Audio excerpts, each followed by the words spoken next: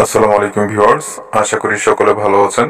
আজকের যে বাড়ির ডিজাইনটি দেখতে পাচ্ছেন, এই বাড়িটি ডিজাইন দেখে মনে হতে পারে অনেক ব্যয়বহুল বাড়ি, তো মোটেও তেমনটি নয়। তো সাধারণভাবে যেভাবে বাড়ি করা হয় এবং যে টাকা খরচ হয় এই বাড়িটি করতেও ঠিক সেই টাকাই খরচ হয়েছে।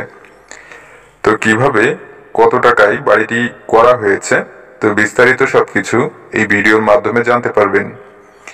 তো আপনিও চাইলে এভাবে ডিজাইন করে বাড়ি করতে পারেন যদি এই ভিডিওর ভেতর বলা কথাগুলো মনোযোগ দিয়ে শোনেন, তাহলেই করতে পারবেন এরকম ভাবে ডিজাইন করে আপনার বাড়িটিও। তো আপনি যদি আমার চ্যানেলে নতুন হয়ে থাকেন তো চ্যানেলটি সাবস্ক্রাইব করে পাশে থাকা বেল বাটনটি অন করে রাখবেন। নতুন নতুন ভিডিও নোটিফিকেশন আপনার কাছে পৌঁছে যাবে। এবং যদি নিয়মিত সদস্য হয়ে থাকেন আমার চ্যানেলের, তো অনেক অনেক ধন্যবাদ। বাড়ি করার ক্ষেত্রে সবথেকে গুরুত্বপূর্ণ বিষয় হলো ফাউন্ডেশন। তো আপনি যদি ফাউন্ডেশন বেশি করেন তাহলে আপনার বাড়ির খরচটিও বেশি হবে। এই বিষয়টি হলো সবথেকে বেশি গুরুত্বপূর্ণ বোঝার জন্য। তো এই যে বাড়িটি করা হয়েছে, এই বাড়িটি শুধুমাত্র 2 তলা করার মতোই করে ফাউন্ডেশনটি করা হয়েছে। তাহলে এখানে আপনার বুঝতে সুবিধা হলো বাড়ির খরচটি কেমন হতে পারে এবং সম্পূর্ণ খরচের যে হিসাবটি সেটি জানানো হবে বাড়িটির ফ্লোর প্ল্যানটি দেখানোর পরে। তাই বাড়ির ডিজাইনটি আগেই আপনাদেরকে একটু দেখিয়ে রাখি। তো এই বাড়িটিতে করা হয়েছে মাত্র 2টি বেডরুম এবং একটি ড্রয়িং রুম, একটি স্টার রুম, একটি ডাইনিং রুম এবং ডাইনিং রুমের সঙ্গে একটি কিচেন রুম।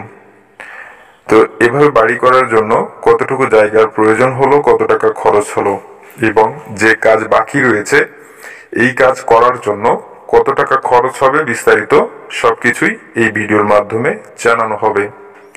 তো এখানে 2 তলা ফাউন্ডেশনটি করা হয়েছে 4 ফিট বাই 4 ফিট ব্যাচ করে, শর্ট কলাম করা হয়েছে 12 ইঞ্চি বাই 12 ইঞ্চি এবং গ্রেড ভীমটি করা হয়েছে হাইটের দিকে 12 ইঞ্চি এবং 10 ইঞ্চি করা হয়েছে প্রস্থ। এখানে প্রতিটা কলাম করা হয়েছে 10 ইঞ্চি বাই 10 ইঞ্চি করে। কলামে রয়েছে 5টি করে 12 মিলি রড। গ্রেড ভীম এবং ছাদের যে ভীম সব জায়গায় রয়েছে 5টি করে 12 মিলি রড।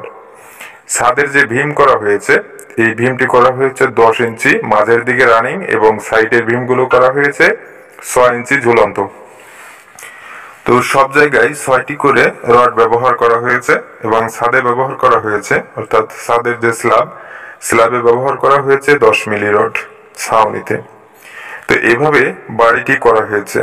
এভাবে করার জন্য এখানে কতটুকু জায়গার প্রয়োজন হলো এবং কত টাকা খরচ হলো, এটাই হলো আপনাদের জন্য খুবই গুরুত্বপূর্ণ বিষয়। তো দেখেন বাড়িটির ফ্লোর প্ল্যানটি এখানে দেওয়া হয়েছে। তো এটি দেখার পরে আপনি এই বাড়িটির খরচ সম্পর্কে বিস্তারিত জানতে পারবেন। তো এখানে সামনের দিকের যে ফোর্সটি করা হয়েছে, এই ফোর্সটি করা হয়েছে 11 ফিট বাই 10 ফিট এবং এখানে রয়েছে ড্রয়িং রুম। তো ড্রয়িং রুমটি করা হয়েছে 11 ফিট বাই 12 ফিট। এখানে বেডরুমটি করা হয়েছে 12 ফিট বাই 12 ফিট, সঙ্গে এখানে অ্যাটাচড একটি বারান্দা করা হয়েছে 12 ফিট বাই 4 ফিট। এখানে অপর সাইডে রয়েছে আর একটি বেডরুম। তো এই বেডরুমটি 12 ফিট বাই 12 ফিট করা হয়েছে। এখানে বারান্দা ঠিক করা হয়েছে 12 ফিট বাই 4 ফিট। এখানে রয়েছে অ্যাটাচড একটি টয়লেট, এটি করা হয়েছে 7 ফিট বাই 5 ফিট। এই সাইডে আরেকটি টয়লেট করা হয়েছে, এটি 7 ফিট বাই 3 ফিট 6 ইঞ্চি করা হয়েছে, এটি কমন ভাবে ব্যবহারের জন্য। এখানে রয়েছে dining room 12 feet by 9 feet 6 inch. এখানে রয়েছে kitchen room 11 feet by 6 feet এবং স্টার রুমটি করা হয়েছে 12 ফিট বাই 7 ফিট। বাড়িটির দৈর্ঘ্য প্রস্থ রয়েছে, এদিকটায় রয়েছে 34 ফিট 8 ইঞ্চি, এদিকটায় রয়েছে 26 ফিট 8 ইঞ্চি। তো সর্বমোট বাড়িটি স্কোয়ার ফিট রয়েছে এখানে 986 স্কোয়ার ফিট এবং এখানে জায়গার প্রয়োজন হয়েছে 2.26 শতক জায়গা এবং 1.34 কাঠা জায়গায় বাড়িটি নির্মাণ করা হয়েছে। তো এভাবে বাড়িটি করার জন্য এই পর্যন্ত খরচ হয়েছে 16 লক্ষ টাকা মিস্ত্রি খরচ সহকারে। এবং এখানে যে কাজ বাকি রয়েছে, অর্থাৎ ফ্লোরে টাইলস করা এবং কিচেন, টয়লেট, সামনের দিকের যে মেইন শো, তো এই সব জায়গায় টাইলস হবে।